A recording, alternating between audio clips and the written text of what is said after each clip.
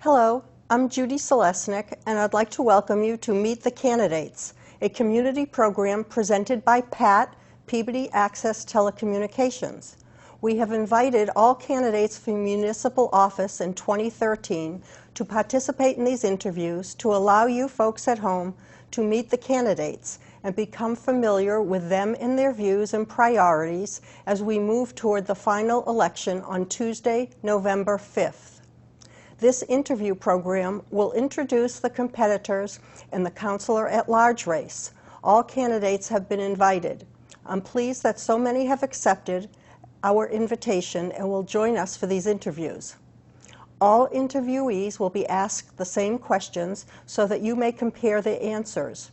They are here to share both their qualifications and vision for the future of the City of Peabody.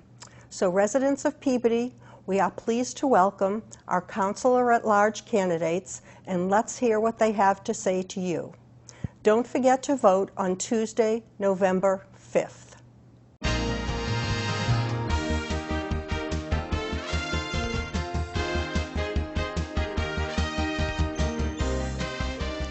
I'm pleased to welcome Councillor-at-large Dave Gravel. Dave, nice to see you. Good to see you too. And congratulations on deciding to run for another term. Could you tell us a little bit about yourself and your background? Well, this is I'm Dave Gravel, and I'm currently a Councillor-at-large, and I'm serving my third term right now. So I've been a councillor for 6 years, and prior to that, I was on the school committee for 8 years. In and around the community, I'm known as a community volunteer. I chair the Peabody Education Foundation. I'm on the board of directors of Kids Count. I'm on the board. I was on the board of directors of Peabody Chamber, and we own a business here in Peabody. And I've been in a Peabody business. Our business is 20 years old, but we've been in Peabody as a business since 1997. I'm married to Kathy Peterson. And we've been married. This year will be 33 years. Congratulations. We have 4 children, Brian, Nate, Katrina, and Sarah. 3 of them just got married inside of 12 months, so we achieved that goal. My youngest daughter... 3 down, 1 to go? 3 down, 1 to go. And my youngest daughter, Sarah, is at Sacred Heart University, and she's studying to be a physical therapist, so I'm hoping she holds off because we've about weddinged out for the year. Yeah. And I'm a product of the Peabody Public School System. I graduated from Salem State. I also graduated from Babson College. My degrees are in English and in finance. And so I've had a pretty interesting career and pretty interesting life in terms of working in education, working in finance, and then basically starting up our own business from scratch. We employ 26 full-time consultants in downtown Peabody. And we continue to grow, even though the economy kind of let us down for a couple of years. We continue to grow through it. So we've got a good, solid business. And I'm really seeking another term because I enjoy what I do. I enjoy helping be on the council and serving in the city. So your business is financial and IT? Or? Yeah, our business is, it's a business solutions. We're a problem-solving business. So basically, businesses contact us with either an operations problem, a finance problem, issues associated with procedures, or they're in a growth mode, well, they need new technology. And we help put all of that together. We analyze the problem. We try to understand what the best alternative is, using technology to the best possible way it can be used, and then, we implement it. We train and we support it. Great. Dave, what are your reasons for being a candidate for re-election as Councillor-at-large, and what are your specific qualifications for this job for the City of Peabody? Well, running for Councillor-at-large, I never came into that decision easily. I mean, I had served on the school committee and then ran, was unsuccessful, and then ran again, and after working on a bunch of private things for a period of time. And I really enjoy it. I mean, I enjoy the involvement in the city, and I see the potential for Peabody to go from good to great to the greatest.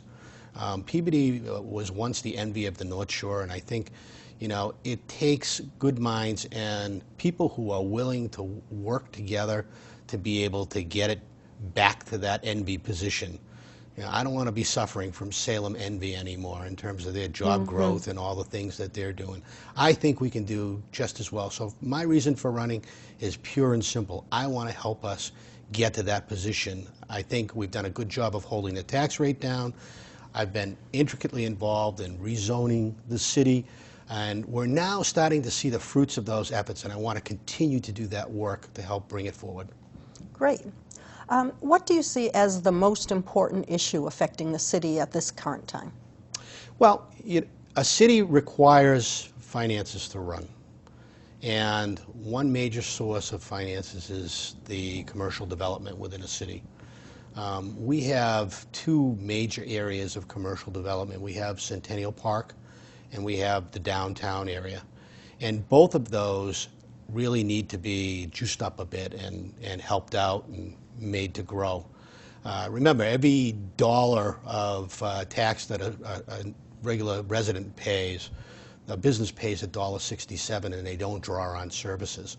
So there's a lot of opportunity in terms of growing our city and improving our infrastructure by bringing commercial industry back into the city itself, restocking the park with, 21st century businesses. And I think you're seeing it happening. One of the big issues that we had was the zoning ordinances. They've dated back a few years, and we had to bring them forward. And part of that resulted in the Centennial Park being made available for other than industrial or light industrial or just simple office. So now you see more medical facilities coming in. We have a proposal on the table for a large retail facility to come in, which will bring in a lot of different types of businesses and make it more like a coming center is, where it's an area to go within the city. Likewise, in the downtown, by sticking to a mixed-use capability down there and reconfiguring the traffic patterns, I think we've created an opportunity with a little bit of marketing effort, a little bit of sales, to bring in some great commercial ventures, new restaurants, new places, new destinations for people to go. Hey, we'll never be a tourist destination like Salem, but we certainly could be a great stop along the way.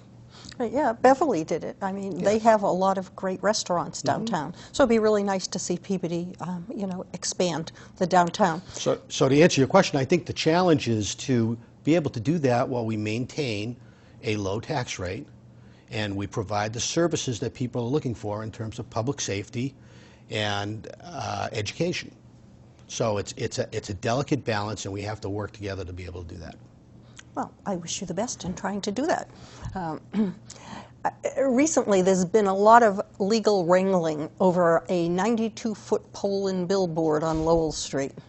The judge ruled last fall, I know you know all of this because you've been through it, but just for anyone who's watching who may not, the judge ruled last fall that the council had no right to deny the special permit when it first rejected the billboard.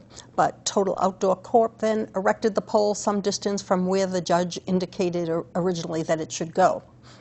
That brought a cease and desist from the city of Peabody, which the judge upheld before indicating that the company needed to go back to the Peabody City Council and make its case again before the City Council.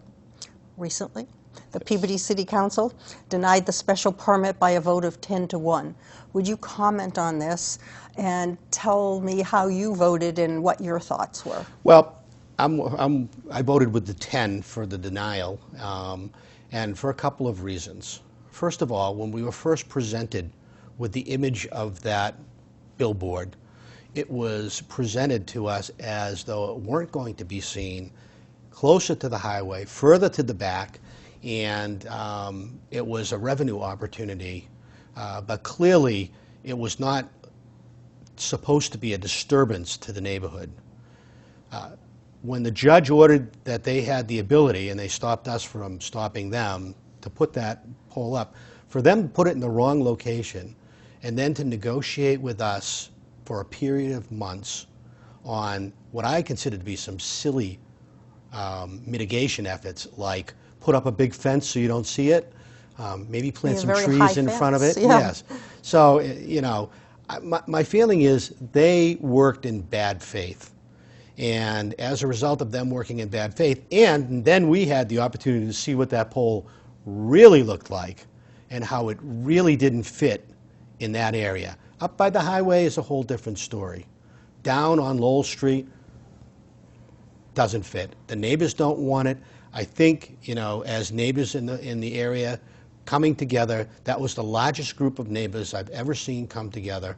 And not that that means that they're right, but it means that they have objections to what's being presented. So I truly believe that that has to be heard and the character of the neighborhood has to be preserved. And I also believe that it didn't provide any, you know, unique purpose or solve any special need that we had. Well, I think that the list of reasons why it was denied is a real positive in the judge looking at it.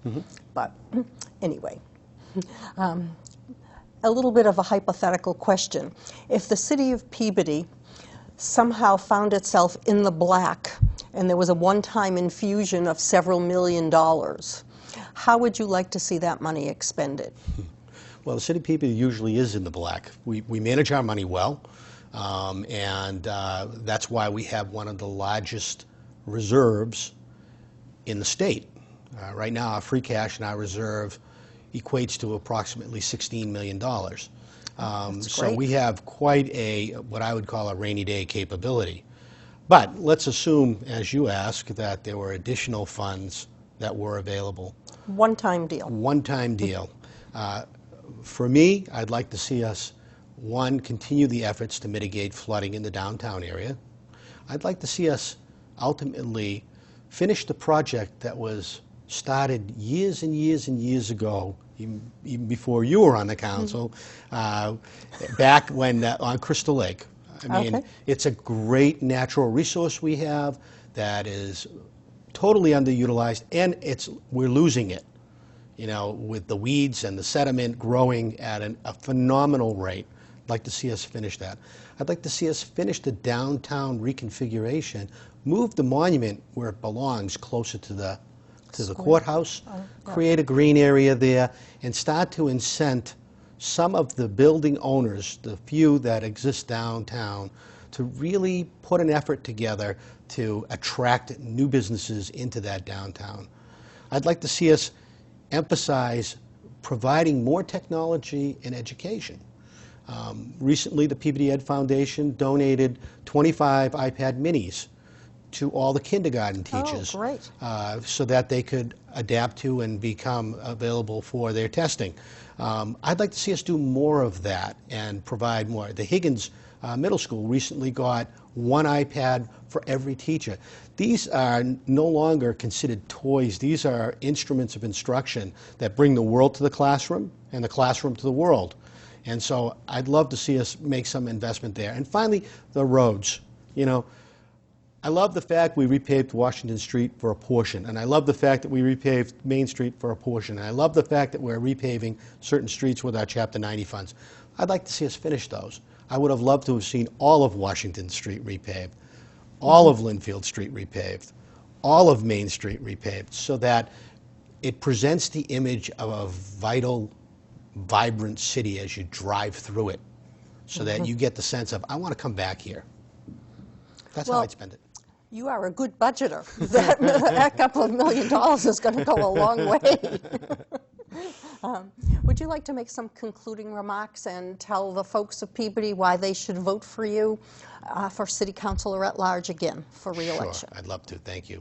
First of all, I want to thank PAT and Judy for allowing us this opportunity in a very short election season to present ourselves and to present what we stand for and what we believe in. I'd also like to thank my wife, my kids, and my friends who I'm heading over to a campaign meeting who tolerate the idea of me running term after term again and again. I really believe that to know me is to know that I represent a voice of reason on the City Council. I'm a very thorough person when it comes to studying the issues, understanding the issues, and working towards a successful conclusion to problems. You can read about, and if you want to look into my background, please visit my website at davegravell.com, And clearly you can see where I've come from and the jobs I've held and the positions I've held. But I think the thing that you need to know most about me is I love the work I do. I love volunteering for the city. I love being on the council. And I truly hope that, you know, you have 5 votes. You have 5 votes on November 5th. And I hope you'll make me one of those 5 votes, because I'll return and I will continue to work as hard as I've worked for the last 6 years and more on the City Council. So thank you very much. Thanks, Dave, and I wish you the very best in your re-election effort. Thank you, Judy. I really appreciate the time. Thank you.